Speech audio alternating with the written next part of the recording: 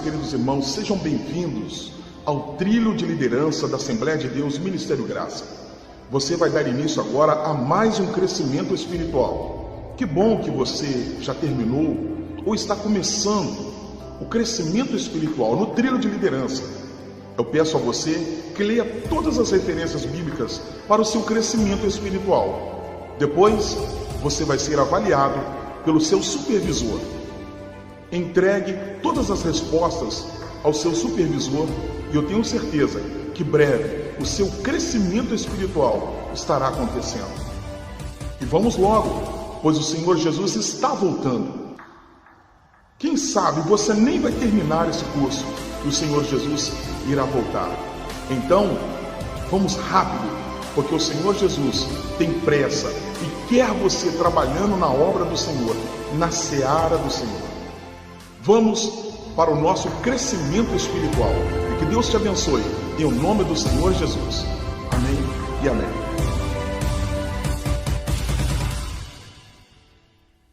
Queridos irmãos, a paz do Senhor Jesus.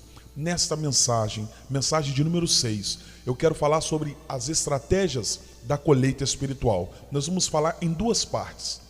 Em Salmos, de número 126, versículos 5 e 6, nos diz: os que com lágrimas semeiam, com júbilo ceifarão. Quem sai andando e chorando enquanto semeia, voltará com júbilo, trazendo seus feixes.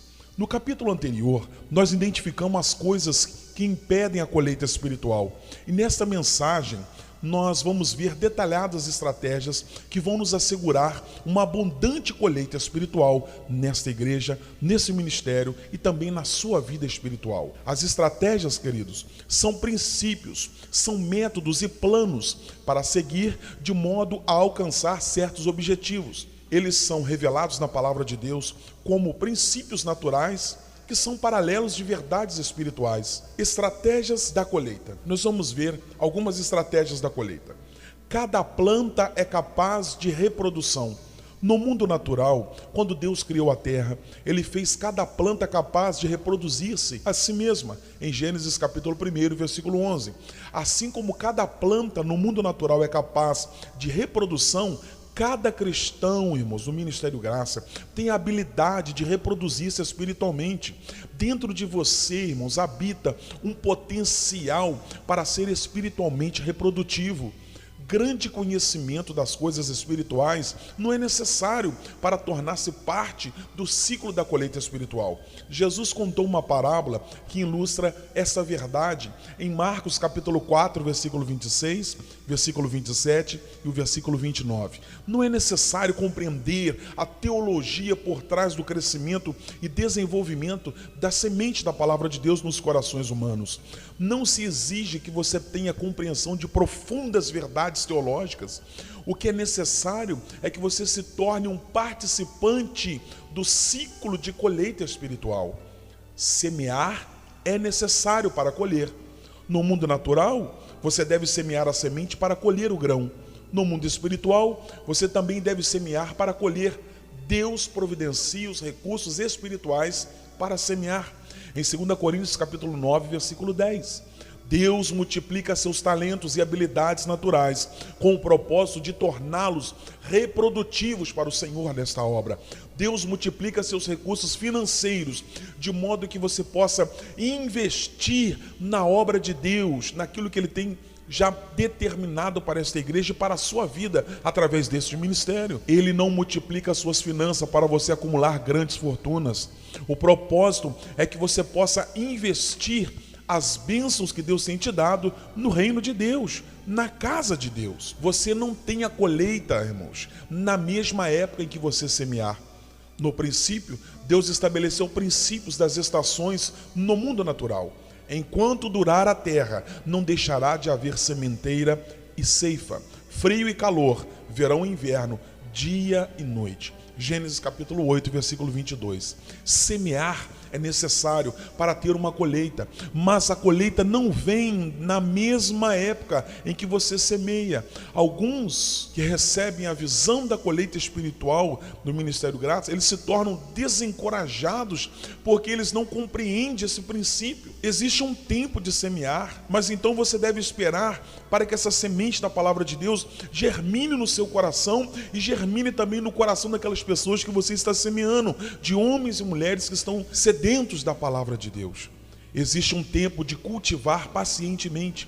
Você não vai colher na mesma estação em que você semear. Isso preocupa, porque várias pessoas chegam aqui frustradas com casamento, com situações, com doenças, enfermidades, e às vezes as pessoas querem chegar na casa de Deus e colher imediatamente, e isso traz uma frustração para a vida da pessoa, porque a pessoa fica uma vida inteira fora da presença de Deus, e quando chega na casa de Deus, já quer que tudo aconteça dentro de um mês, dentro de 2 meses, e a pessoa começa a ficar frustrada.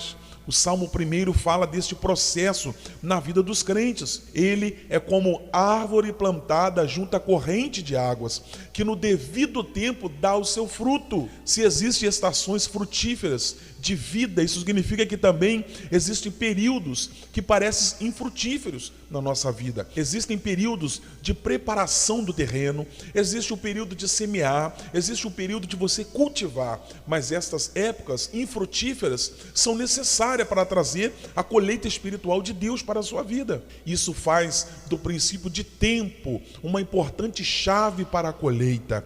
Você deve esperar pacientemente durante o tempo de crescimento e desenvolvimento que Deus trouxe você para esse ministério para acontecer na sua vida. Mas você também deve reconhecer quando é o tempo certo de você colher e agir rapidamente, antes que os grãos comecem a apodrecer. Resumindo, existe tempo de plantar e tempo de arrancar o que se plantou. Eclesiastes capítulo 3, versículo 2.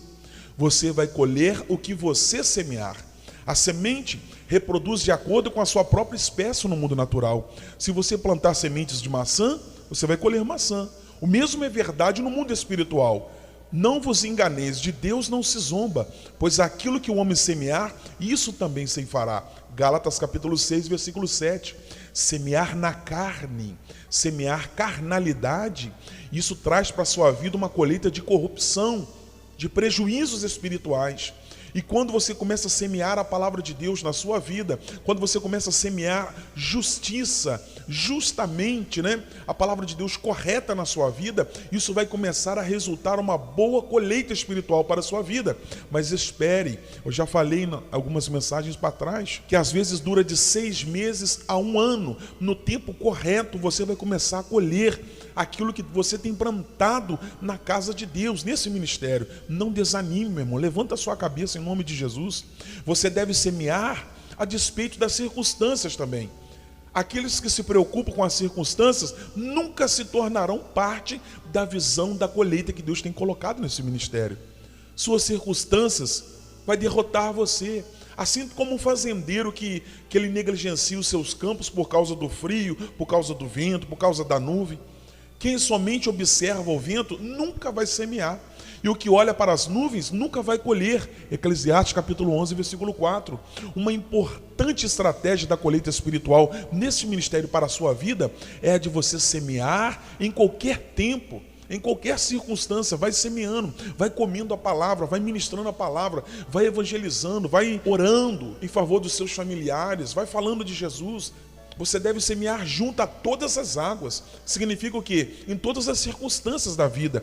Mesmo quando os rios de circunstâncias difíceis, ele parece inundar as margens da nossa vida, irmãos, nós devemos continuar semeando. Deus prometeu que vai trazer uma abundante colheita espiritual para este ministério e para a sua vida também. Você colherá na proporção e na quantidade que você semear. Isso é muito importante, irmãos. Leia, irmão, 2 Coríntios capítulo 9, versículo 6. Este princípio se aplica a cada área da sua vida espiritual. Se você semear pouco do seu tempo, dos seus talentos, das suas finanças para a obra de Deus, então a sua colheita vai ser pequena. Se você semear generosamente do seu tempo, dos seus talentos, das suas finanças na obra de Deus, a sua colheita será abundante. Existem diferentes níveis de produtividade na colheita espiritual descrita na palavra de Deus em João 15. Você pode dar o que? Fruto. Às vezes as pessoas dão só fruto, em João 15, versículo 2. Mas existem pessoas que dão o que? Mais frutos. João 15 também, versículo 2. Mas existem pessoas que dão muitos frutos. João 15, versículo 4. Mas existem pessoas que dão frutos permanentes. João 15, versículo 16. O desejo de Deus é que você dê muito fruto e que seja permanente. Pedro identificou algumas qualidades que você deve desenvolver em sua vida para ser frutífero. Irmãos, leia 2 Pedro, capítulo 1, do versículo 5 ao versículo 8. Pedro aqui, irmãos, ele adverte que se essas qualidades não forem desenvolvidas em sua vida, você vai perder a visão espiritual, irmãos. 2 Pedro, capítulo 1, versículo 9. Você pode semear onde você não vai colher, e você pode colher também onde você não semeou.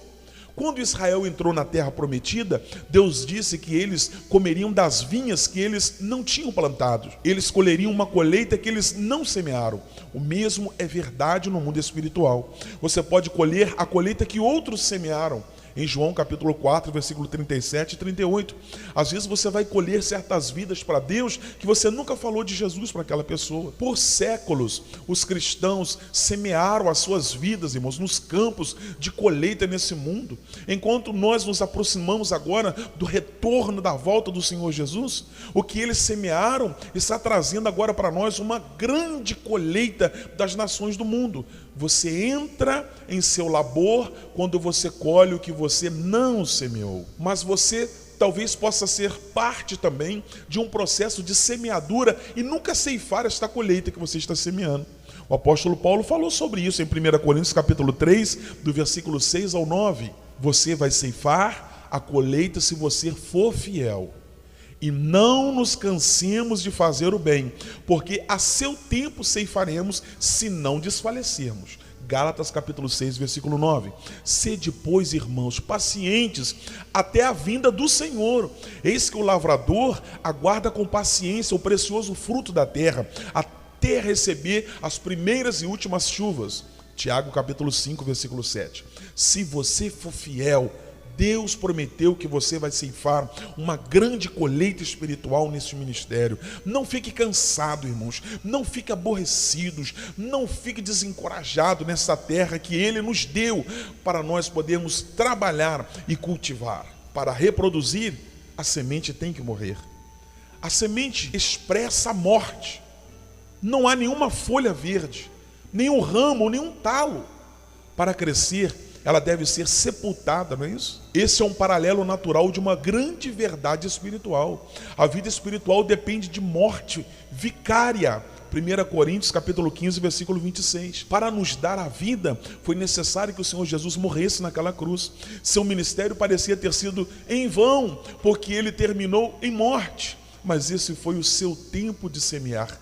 E que abundante colheita resultou na sua morte, irmãos. Daquele grão de trigo caído no chão, através da sua morte, milhões e milhões, tantos como a areia da praia, vão encontrar a vida eterna em Cristo Jesus. Vida espiritual requer morte sacrificial, requer morte para o pecado, morte para as coisas mundanas, morte para este mundo. A palavra de Deus nos fala que quando você começa a ficar amiguinho deste mundo, pode se considerar inimigo de Deus. Mas você quer ser amigo de Deus? Então, irmão, se torne inimigo das coisas mundanas. Morte para os desejos e para os prazeres mundanos. Na vida natural, a contradição final é a morte, porque a morte traz vida eterna para o crente. A única morte real é que quando você não tem nada digno pelo qual morrer.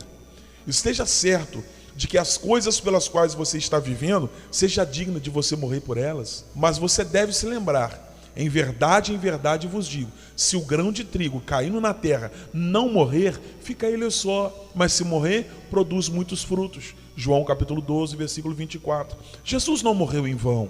Através da sua morte veio a vida. A semente não está morta. Dentro dela está a força da vida de Deus. Mas, para trazer a vida, ela deve morrer. Oséias falou dos resultados de investir sua vida desta maneira. Semearei Israel para mim na terra e compadecer-me-ei da desfavorecida. E a não meu povo direi, tu és meu povo. E ele dirá, tu és meu Deus. Oséias capítulo 2, versículo 23. Este versículo resume o propósito de Deus de aplicar o quê? As estratégias da colheita espiritual. Você trabalha para que Deus possa dizer daqueles que não são seu povo, tu és meu povo. E eles possam dizer do Senhor, tu és meu Deus.